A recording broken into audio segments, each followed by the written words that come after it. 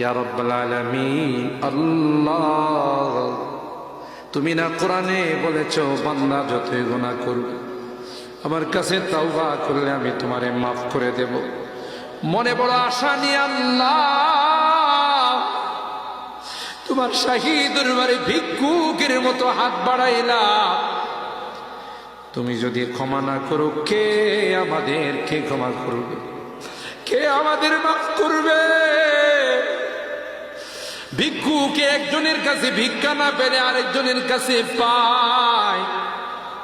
এক দুয়ার থেকে বিতাড়িত হলে আরেক দুয়ারে যায়।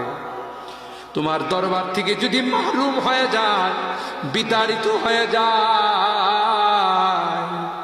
কার কাছে যাব? কে আমাদেরকে ক্ষমা করবে?